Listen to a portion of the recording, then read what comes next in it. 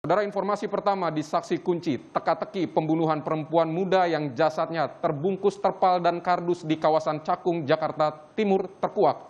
Polisi menangkap pelaku yang ternyata kekasih korban di rumah indekosnya di Pondokopi, Jakarta Timur.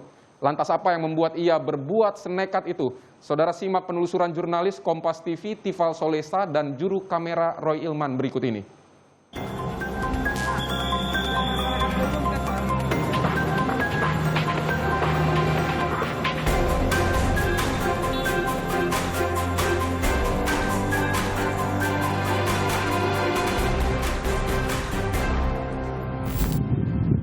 Niat hati mengadu nasib di ibu kota, tapi apa dinyana? Marwah baru 2 bulan merasakan hidup di kota metropolitan. Nyawanya terenggut kala ia berbadan 2. Siapa yang tega menghabisi nyawa Marwah?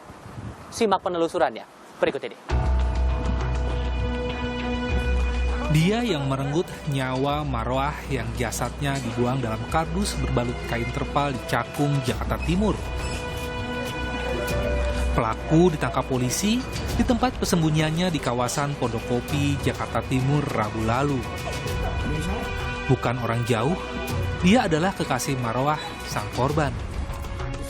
Pelaku mengaku gelap mata saat mengetahui perempuan 18 tahun ini tengah berbadan 2. Padahal, ia akan menikah dengan perempuan lain di kampung halamannya di Pemalang dalam waktu dekat. Berdasarkan keterangan saksi, memang dicurigai seseorang yang selama ini tinggal bersama-sama dengan si korban. Inisialnya adalah AS. Ya, AS ini tinggal di Watu Kumpul, daerah Pemalang, Jawa Tengah, sama-sama satu daerah. Ya, ini hasil keterangan saksi kemudian oleh penyidik didalami dan berhasil mengungkap bahwa memang pelaku pembunuhan ini adalah saudara AS atau pacarnya korban sendiri.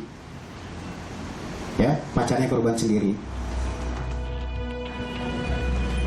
Jenazah korban pertama kali ditemukan oleh petugas PPSU yang tengah bekerja.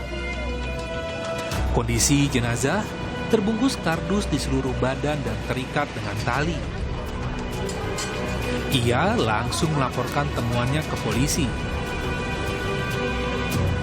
Panggil teman, bantuan. Teman curiga isinya apa gitu ya. Akhirnya diintip-intip, dia juga takut, saya takut, dia takut. Panggil teman lagi. Jadi berempat di sini, di berempat juga belum berani lihat, tapi satu berani. Udah kelihatan rambutnya. Ada rambutnya. Itu juga perempuan ya Pak? Kurang tahu, pertama belum sih, saya juga belum lihat, ini nggak berani. Di dalam itu dibungkus kardus lagi ya Pak ya? Iya, bungkus kardus. Kardus lagi. Tapi baunya udah... Nggak ada bau. Di aliran kali.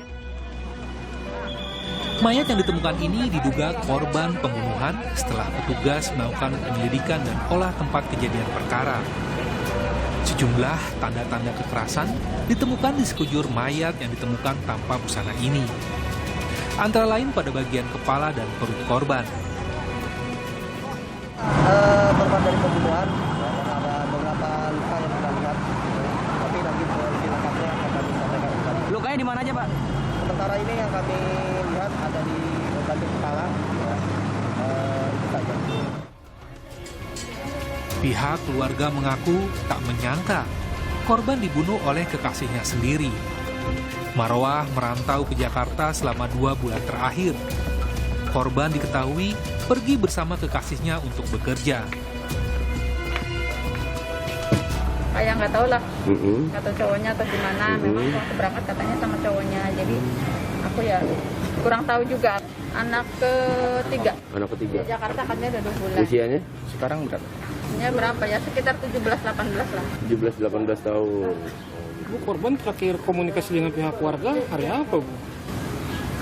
Kata mamanya sih 3 hari ini nggak ngabarin. Memang biasa setiap hari itu pasti telepon. Oh, setiap hari pasti telepon keluarga. Pembunuhan korban diawali ketika pelaku yang berpura-pura menjadi orang lain bertransaksi dengan korban melalui sebuah aplikasi kencan pada Selasa lalu. Setelah sepakat, mereka bertemu di wilayah Cakung, Jakarta Timur. Pelaku kemudian memesan ojek daring untuk menjemput korban. Saat bertemu di lokasi yang dijanjikan, Pelaku kemudian mengajak korban ke tempat yang sepi. Pelaku memukul kepala bagian belakang korban dengan tangan hingga terjatuh. Tak hanya itu, pelaku kembali memukul ke bagian perut korban yang sedang mengandung 4 bulan ini dan mendekap mulut perempuan muda itu hingga tewas. Jasad korban kemudian dibungkus kardus dan kain terpal, kemudian dibawa menggunakan mobil bak terbuka yang melintas dan menurunkannya di Jalan Raya Bekasi Cakung, Jakarta Timur. Baru keesok harinya jasad korban ditemukan petugas PPSU. Pelaku masih diperiksa di Mapolda Metro Jaya untuk mengungkap apakah ada orang lain yang membantu tersangka melakukan aksi kejinya. Ia dijerat pasal pembunuhan berencana dengan ancaman hukuman mati. Kisah Marwah jadi bukti ada yang lebih kejam dari ibu tiri. Kekasih yang harusnya melindungi malah merenggut nyawa dengan alasan gelap mata. Tifa Soleh Sadaro Ilman, Kompas TV, Jakarta.